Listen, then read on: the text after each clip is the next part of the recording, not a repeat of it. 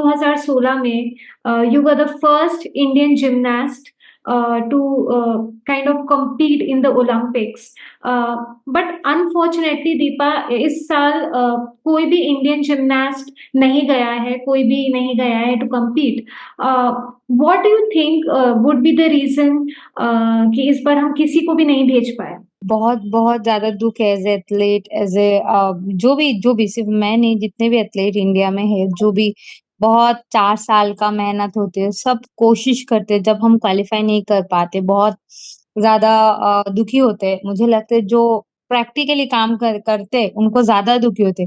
देखिए, पहली बात मुझे ऐसा लगता है कि पहले हमारा एक नेशनल कैंप जो था वो कंटिन्यू होता था। लास्ट एशियन गेम्स से मतलब उससे पहले जैसे एशियन गेम्स में भी जैसे ही गया, तब भी कोई कैंप नहीं। तो एक जब कैंप में ट्रेनिंग करने के बाद आपको कोई भी एक्सपोज़र मिलते हैं, तो उसका अलग ही एक इफ़ेक्ट पड़ता है।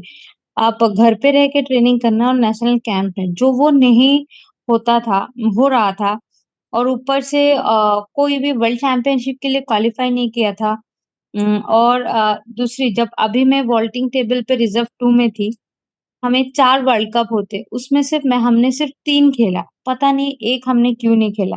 शायद अगर वो खेल पाती, तो शायद कुछ ज़्यादा बूस्ट अप होता, अच्छा होता हमारे स्कोरिंग के लिए, क्योंकि एक-एक कॉम्पिटिशन बहुत इम्पोर्टेंट होते हैं, ये जो वर्ल्ड कप सीरीज़ होते हैं।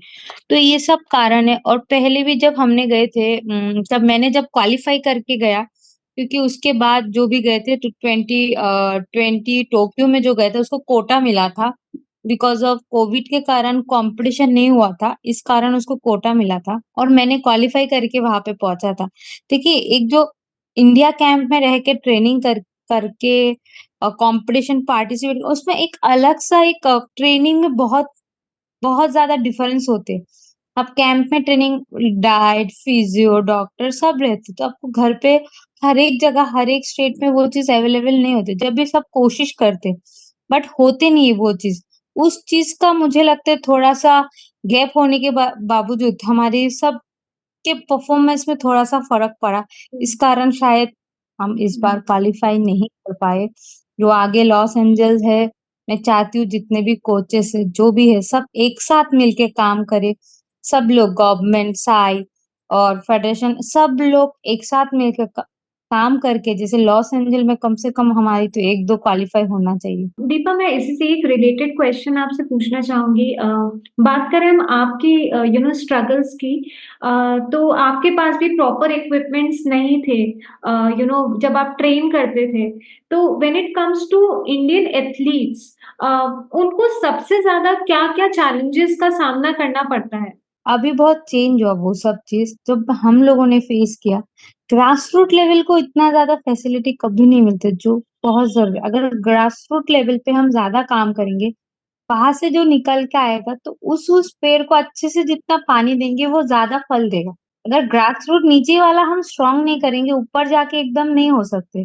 तो जो चीज़ जैसे आपने पहले बोला कि हम मेरा पास मेरे पास कुछ नहीं था। मैं वो सब एकदम, बट मेरे पास एक चीज़ था, जो था कोचेस, मेरा जो coach mister Nandi sir, Dronacharya awardee, वो थे। वो हर एक चीज़ को पॉसिबल किया, और ऊपर से और एक चीज़ था, जब मैंने कैंप में थी 2011 से, और स्पेशली 2013 टू 16 कंटिन्यू कैंप में थी। तो वो मैं थैंक यू साई को भी बोलना चाहूँगी, क्योंकि उस टाइम उन्होंने कैंप लगाया, जिस कारण हमें पॉसिबल हुआ 2024 कॉमनवेल्थ गेम्स का मेडल लेने, फिर वर्ल्ड चैंपियनशिप में फाइनल पहुंचने। क्योंकि आपको पता होगा, फाइनल वर्ल्ड चैंपियनशिप जहाँ पे 105 कंट्री, 104 कंट्री आते हैं उनके साथ, और जब जहाँ पे यूएसए, ब्राजील, अमेरिका, चाइना सब होते हैं, आपको पता है जिम्नास्टिक, उनके साथ वर्ल्ड चैंपियनशिप जब से फाइनल पहुंचना, फिफ्थ फिनिश करना, उसके बाद ओलंपिक के जैसे पोडियम में जाना, तो हर एक चीज पॉसिबल है, क्योंकि हम उस टाइम एक ट्रेनिंग में थे, एक कैंप में थे। तो उस कैंप का जो ट्रेनिंग होते वो बहुत इंपॉर्टेंट होते हैं। दीपा, इस बार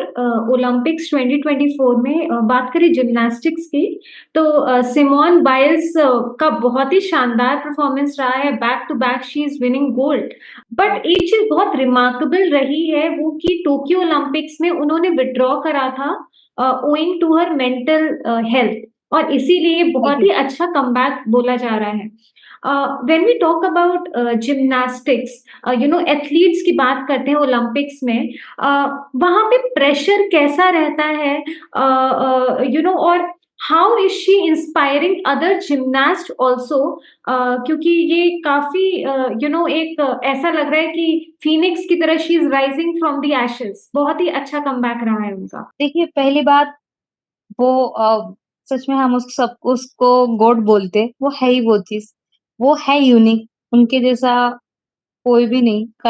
कल ही रात को खत्म हुआ ऑलराउंड जो उन्होंने 59 पॉइंट स्कोर लिया, तो वो चीज़ बहुत ज़्यादा, मतलब मैं देख रहा था लाइव, और जो तीनों मेडलिस्ट थे, तीनों के तीनों लेजेंड है मेरे लिए। बिकॉज़ सिमोन बाइल्स टोक्यो में जैसे उसने मेंटल हेल्थ इश्यू की वजह से उसने विथड्रॉ किया, जो ब्राज़ील की रेबिका एंड्रीना थी उसका 3 टाइम एसीएल एंट्रीक्रूशियल लिगामेंट सर्जरी हुआ, और सनी ली उसका भी सम किडनी स्टोन का इश्यू है। तो मेरे लिए तीनों के तीनों चैंपियन है, क्योंकि इतने सारे इश्यू के बाद, क्योंकि आपको पता होगा एक सर्जरी के बाद एसीएल, जिम्नास्टिक जैसे एलिमेंट उसने 4 इवेंट में करके और इतना अच्छा परफॉर्मेंस, जस्ट प्राइसलेस। मैं बता नहीं सकती हूँ, इतना अच्छा एग्जीक्यूशन अच्छा देके करना बहुत, और सिमोन बाइल्स तो बाइल्स है ही वो सबके लिए। इतना अच्छा उसने, कल उसका थोड़ा-सा बार पे गड़बड़ हो गया था, थोड़ा पार्क सल्टो स्विंग पे वो रुक गया था। उसका एक मिस, मतलब एक्स्ट्रा स्विंग हुए थे, उसके बाद उसने उसको फिर से उसने बैलेंसिंग बीम और बीम पे जैसे कमबैक किया, क्योंकि हर एक कॉम्पिटिटर्स को, जो भी जितना हाई लेवल हो, जो मिडिल हो, नीचे थोड़ा-सा, हर एक लोगों को बहुत प्रेशर रहते, बिकॉज़ वो ओलंपिक्स है। कुछ भी हो जाए, हर एक लोग खेलने जाते, कंट्री के लिए खेलने जाते, अपने लिए खेलने जाते, और इतने सालों की जो मेहनत थी, उसको एक ही दिन, एक ही टाइम हमें करके दिखाना है। तो मेरे लिए हर एक लोगों को प्रेशर है। आप शायद एक पार्ट देखे होंगे, अगर लाइव में दिख रहा था, सिमन बाइल्स उसका विजुअलाइज़ेशन कर रहा था उसके बिफोर फ्लोर शायद, आफ्टर बैलेंसिंग बीम के बाद, या बैलेंसिंग, क्योंकि इतना लाइव में दिख नहीं रहा था वो चीज़। वो चीज़ देख के मतलब वो उसका वो माइंड में वो अपने रूटीन को बिठा रहा था, जो बहुत ज़्यादा इम्पोर्टेंट है, और प्रेशर को कैसे कंट्रोल करना है, वो चीज़ उसने मतलब विजुअलाइज़ेशन से कम किया, क्योंकि अगर हर एक प्रेशर ज़्यादा लेंगे तो ज़रूर उसको कुछ ना कुछ फॉल होगा ही। तो वो सब चीज़ एकदम काम रह के, एकदम कैसे अपने आप को कूल रख के वो परफॉर्मेंस शो शो करेगा सबके सामने, उसके ऊपर ध्यान था। और उसके साथ जो उसके साइकोलॉजिस्ट थे, उसने बहुत हेल्प किया, थेरेपी वो करते, कल सुबह भी उसने थेरेपी लिया, हर एक चीज़, क्योंकि वो इतने ज़्यादा हाई डिफिकल्टी करते, उसके लिए काम डाउन रहना बहुत ज़्यादा इम्पोर्टेंट है। हर एक, मैं सिर्फ जिम्नास्टिक नहीं, हर एक गेम में प्रेशर तो होता ही है, अगर कोई बोलेगा कि नहीं होते वो अलग, बट उसको कैसे वो मैनेज करेगा उसके ऊपर डिपेंड है। अगर जो मैनेज कर पाया वो चैंपियन बन गया, नहीं कर पाया वो लूज़र बन गए। बट मेरे लिए हर एक लोग चैंपियन है, जो भी इस ओलंपिक में पार्टिसिपेशन कर रहे हैं, और मतलब जो भी हारे-जीते, क्योंकि हर एक लोग इतना ही ज़्यादा हार्ड वर्क करके जाते।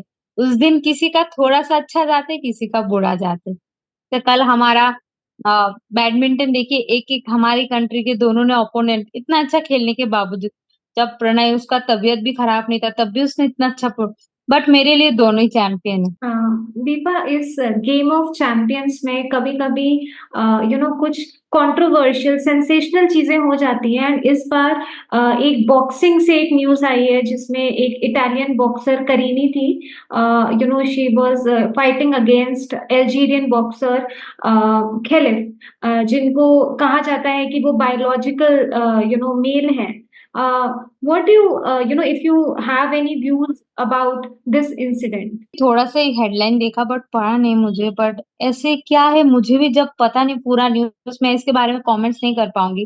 बिकॉज़ अगर बॉक्सिंग की इंटरनेशनल फेडरेशन, वो अगर वो भी तो क्वालीफाई करके आया होगा कहीं से, कुछ तो उसका रूल कुछ होगा। तो जो भी है, अगर ऐसा हुआ तो वो चीज़ गलत हुआ, अगर ऐसा ना हुआ तो उसको ये चीज़ का पूछना चाहिए, देखना चाहिए क्यों ऐसा हुआ, क्या हुआ? अगर वो ओपोनेंट बोल रहे हैं ऐसा है, तो अगर ऐसा सच में हो तो उसको तो एक मौका मिलना चाहिए दूसरे फीमेल, बिकॉज़ बॉक्सिंग ऐसे Right. गेम है, आप मेल और फीमेल का दोनों, तो बहुत बाउट में तो प्रॉब्लम आएगा ही थोड़ा-सा। अब Right. क्योंकि जो भी हो, थोड़ा-सा इंटरनेशनल फेडरेशन देखना चाहिए, जो भी है। जो एग्जैक्टली भी मतलब ओरिजिनल हार्ड वर्क है उसके साथ देना चाहिए, original. Deepa, you are an athlete और फ्रॉम एन एथलीट हम लोग जानना चाहेंगे कि इंडिया में ओलंपिक्स और एथलीट्स की परफॉर्मेंस को हम कैसे बूस्ट कर सकते हैं, कैसे बढ़ावा दे सकते हैं, क्या सिस्टम में अभी भी थोड़ी कमी है जिसको सुधारा जा सकता है? ये ओलंपिक्स आने से 3-4 महीना पहले जो हम इतनी ज़्यादा तैयारी करते, अगर हम ये 4 साल से थोड़ा-थोड़ा करके करेंगे, तो मुझे लगता है बहुत ज़्यादा एथलीट को भी हेल्प होगा, साथ में मतलब जो क्योंकि एक कौन हमें आगे रिज़ल्ट दे सकते हैं, जैसे एग्ज़ाम्पल मनु बकर, इसका बहुत टोक्यो में था, ठीक है, उसका गन का कुछ प्रॉब्लम हो गए थे इस कारण, उस टाइम उस ओलंपिक्स उसका अच्छा नहीं गया। बट इस बार उसने 2 मेडल लिया, शायद आज भी एक क्वालिफिकेशन है उसका आज भी। जैसे उसको खेलो इंडिया से एक स्कीम था, जैसे उसको चूज़ किया था वहाँ पे, उसको लिया था, तो वहाँ से। तो ऐसे ही हमें 4 साल ना हो, कम से कम 3 साल पहले से एक 10 लोगों को लेके एक 10 से तो कम से कम 2 अच्छा परफ़ॉर्म देगा। तो ऐसे करके हम जाएँगे, तो मुझे लगता है हम बहुत ज़्यादा ओलंपिक में बूस्ट अप हो सकते हैं और ऊपर से और एक चीज़ कि प्रेशर को कैसे हैंडल करना है। क्योंकि कई जगह देखा जाता है कि प्रेशर लेके हमारी परफॉर्मेंस खराब हो जाती है। तो जैसे सिमोन बाइल्स की बात है, उसने प्रेशर को इतने अच्छे से काम किया, तो उस चीज़ के ऊपर अगर हम काम करेंगे, तो मुझे लगता है हम बहुत अच्छा रिज़ल्ट कर सकते हैं, बूस्ट अप कर सकते हैं। Thank you, Deepa. It was very inspiring talking to you. And we as Indians, we have a lot of respect for athletes like you and all the athletes जो कोशिश करते रहते हैं कि हमारा देश का झंडा ऊंचा हो at the world level. So thank you so much, thank Deepa. Subscribe to Midday India.